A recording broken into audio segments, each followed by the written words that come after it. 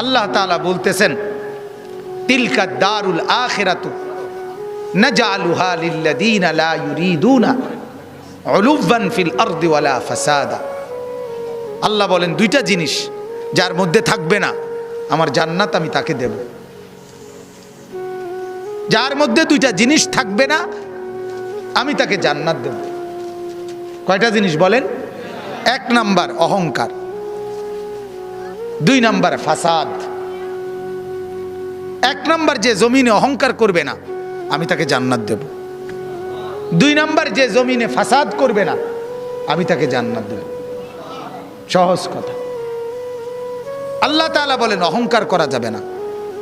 আল কিবরিয়া উরিদাই, অহংকার শুধু আমার চাদর, অহংকার শুধু আমিই করব, আল্লাহ বলছে, আর কেউ করতে পারবে না। আর কারো অহংকার করার কোনো সুযোগ নেই, সুযোগ নেই। হাদিসের মধ্যে আছে আল্লাহর নবী সাল্লাল্লাহু আলাইহি সাল্লাম তিনি কোনোদিন পিছন দিকে হেলান দিয়ে জুতা পায়ে খাবার খেতেন না, বলতেন এটা অহংকারের পরিচয়। আল্লাহর নবী সাল্লাল্লাহু আলাইহি সাল্লাম দুই হাঁটু তুলে পিঠ সোজা রেখে মাথা ঝুঁকায়া এরপরে খানা খেতেন, হাদিস। এবং বলতেন আকুলু কামা ইয়াকুলুল আবদ, এক গোলাম তার মনিবের সামনে যেভাবে খায় আমি মুহাম্মদ আমার রবের সামনে এভাবে খানা খাই। বিনয়, তাওয়াজু, এটা রাসূলুল্লাহ সাল্লাল্লাহু আলাইহি সাল্লামের শোভা ছিল। তাহলে পৃথিবীর মধ্যে আল্লাহ ব্যতীত যদি কেউ অহংকার কিছু করার মতো থাকে তো সেটা রাসূলুল্লাহ করতে পারে। কি বলেন? কারণ কোন যোগ্যতায় এক সুতা ওনার মধ্যে ঘাটতি নাই, বলেন না?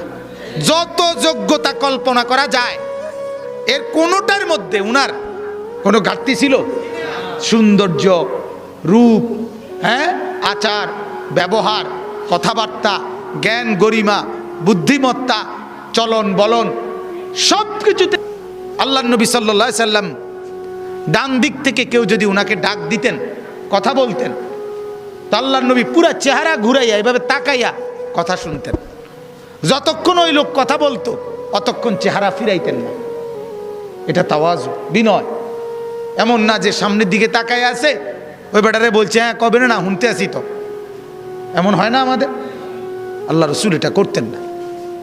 কেউ হাতে মুসাফা করছে, নবীজি কখনোই নিজের হাত টেনে নিতেন না, ওই লোক যখন হাত ছাড়াইতো তখন ছাড়তেন। তাওয়াজু, বিনয় ছিল। তাহলে এই জন্য ভাইয়া অহংকার যে করবে না আল্লাহ বলেন আমার জান্নাত তার জন্য।